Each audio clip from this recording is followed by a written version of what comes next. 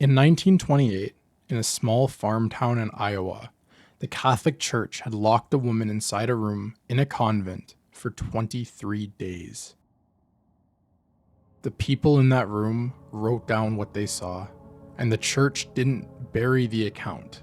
They printed it and handed it to priests.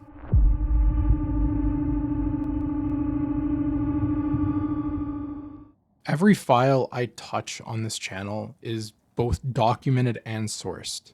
And tonight's episode talks about a church-printed account of arguably one of the most violent exorcisms in American history. Everything you're about to hear comes from a few people who were actually inside that room, and at the end of the story, you guys decide what was actually the truth about what was in there with them. The report calls Anna Ecklund, but that wasn't her real name. This was only an alias, the church's way of protecting her. Official records point to a woman named Emma Schmidt, born around 1882 to German immigrants. Now, growing up, she was deeply religious. She went to church every Sunday, communion, prayer at home. All of that changed when she turned 14. Her own body stopped letting her do any of it. She walked towards the church doors and something stopped her. She couldn't go through them. It wasn't just that. She heard voices, and she couldn't be near holy water at all. Churches keep small basins of holy water by the door, and the report says that just by standing near one filled her with the urge to tear it off the wall. So at this point, her family does the reasonable thing. They bring her to doctors. If this is madness, the doctors would be able to find out. Here's what they found instead. Normal, in the fullest sense. And here's where this case separates itself from every other possession story, because the account doesn't blame a stranger or a curse from some far-off place. This points at her own father. Her father's name was Jacob, a violent alcoholic by all accounts. And as the report states plainly, a man who tried to force himself on his own daughter, his own flesh and blood. And he then cursed her when she refuses. In 1912, the church tried once. A Capuchin friar named Theophilus Riesinger performed an exorcism, and for a while she was better, until 16 years later when it comes back. And this time, Father Theophilus asked for somewhere that no one would see. Our story now takes us to Erling, Iowa, August 18th, 1928. The population here is barely a few hundred, but a Franciscan convent stood at the edge of town. A woman arrives there by train. The railway men had been quietly briefed about their passenger. On the very first night, the convent learned what it had let in its walls. So the sisters had blessed her food, in secret. She could not have known. But she wouldn't touch it, any of it. The account said she drew back from the blessed plates and purred, like a cat. But the food the sisters hadn't blessed, she ate without a problem in the beginning. So she could tell the difference every time. Two men are about to carry out this ritual. It's worth knowing who they were. Father Theophilus Riesinger, who we've already met, the Capuchin friar born in Bavaria. He's nearly 60 years old, and he's done this before many, many times, including the one case we already know about 16 years earlier on this same woman. So he knew exactly what he was walking into. Father Joseph Steiger, on the other hand, was the opposite. He's the local parish's pastor. Erling was his town. The convent was his responsibility, and he had never seen an exorcism. But I had agreed to host this one reluctantly as a favor to a friend. I want you to remember that. He was the one man in the room that didn't choose this work. So the ritual began early the next morning, and I really want you to picture that room, because everything that follows happens inside of it. It's an iron bed, a mattress, some nuns holding her arms, holding her down. Father Theophilus with the book, and Father Steiger, he's the standing witness. It started within minutes. We'll come back to how this ends, but the ritual begins. Ordinary words, the same rite the church has used for centuries. So as they begin to read, the woman on the bed started to change, slowly at first, and then not so slowly.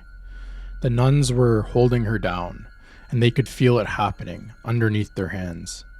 And then there were the sounds.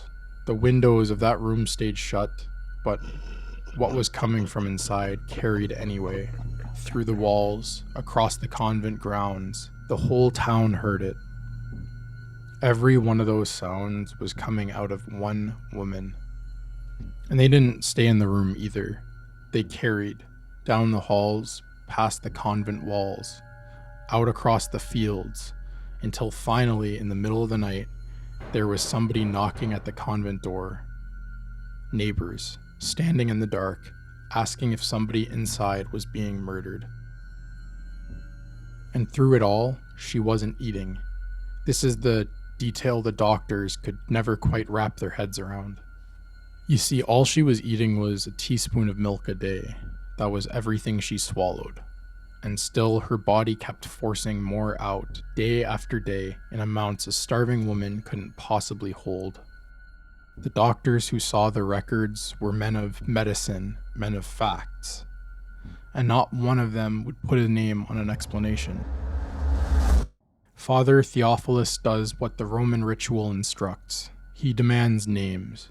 Continually, he questions the demon until it finally gives in. And the official account records that 4 names came in. The first called itself Beelzebub. And when the exorcist pressed where did it come from, the answer wasn't a growl. It was proud. An angel. It was claiming to be a fallen angel. The second name is the one that empties the room. That Judas, the betrayer himself. The voice confirmed it, and the account says something in the way it spoke that broke the room. Father Steiger ran, the sisters ran, grown clergy, men and women, whose entire lives were built on facing this, could not stay in the room with that voice. And when the exorcist demanded to know why it had come, the answer had nothing to do with her body.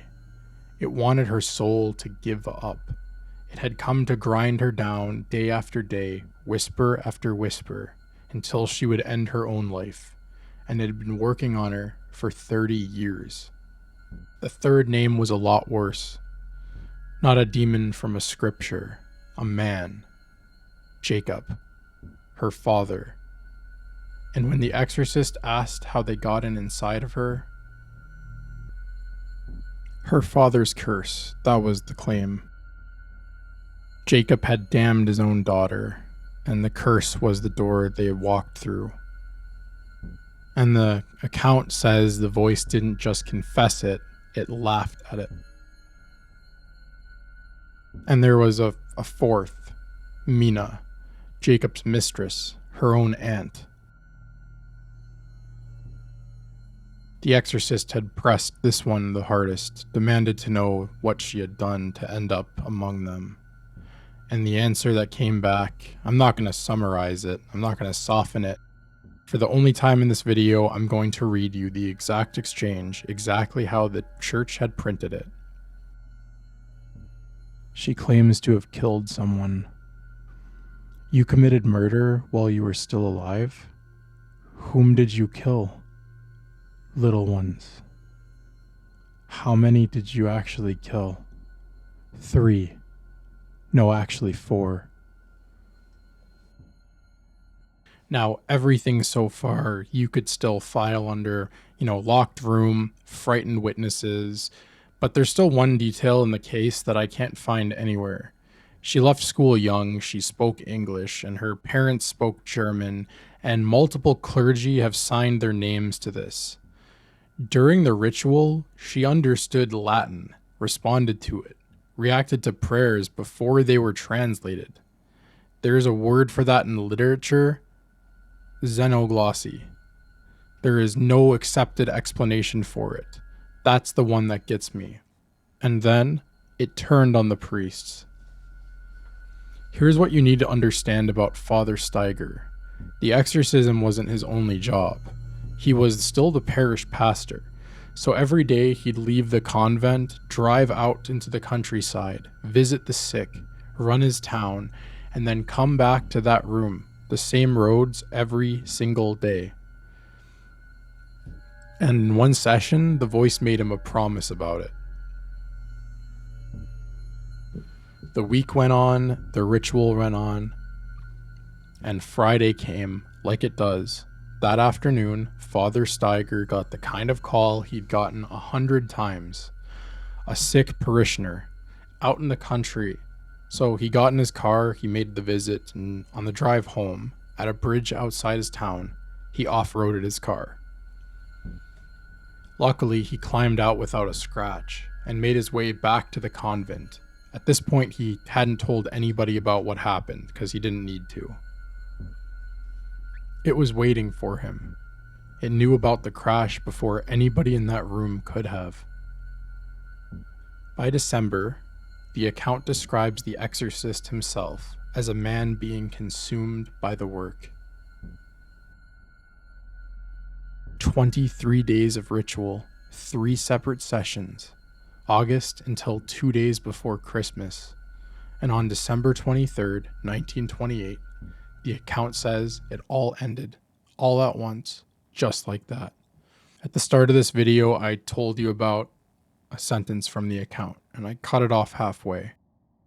It was from the first night of the ritual, the first few minutes. Every witness in that room described this one moment for the rest of their lives. Here's the whole sentence. So picture that room again. The iron bed in the middle, the door on the far wall, nuns gripping her arms, holding her down. One moment, she's on the mattress. The next, she's off of it, out of their hands. When they look up, she's above the door, pressed against the wall, near the ceiling, holding on to nothing. No ledge, no frame, nothing to grip. They had to reach up and pull her down by the feet, like pulling something off of the wall it was nailed to. Nuns did that, nurses, and afterwards, every single one of them put their name on a report as to what they saw. And the ritual went on through the fall, session after session, 23 days of it, until December 23rd. 2 days before Christmas, the convent was freezing. Everyone in that building was past exhaustion. The account describes one last assault that night, the most violent of the entire 4 months, and at the end of it, Father Theophilus stood over the bed, raised the relic of the cross, and said the words the church had written for this exact moment. And then nothing. The thrashing stopped, the voices stopped, the room, for the first time in months, was just a room. The woman on the bed had finally opened her eyes, her own eyes this time, and her first words, out of her own mouth, in her own voice, were, "Praise Jesus." Emma Schmidt lived another 13 years quietly. She died in 1941, the same year as the man who had freed her. Father Theophilus suffered a heart attack that November while assisting at Mass. He died the same afternoon. The convent where all of this happened was torn down decades ago. Only the church still stands. So with all that said and done, what actually happened in Erling? Here's the honest version. Emma Schmidt was a survivor of abuse by the one person a child should be safest with. Today, a clinician or psychologist reading the case would see the profile of severe dissociative illness, trauma, speaking in the exact religious language of the world that she was raised in. The witnesses were nuns, who were probably exhausted, terrified, locked in a room for 23 days in a building with something that they already believed was the devil. Fear inside of a closed group feeds upon itself. Psychologists have known that for centuries.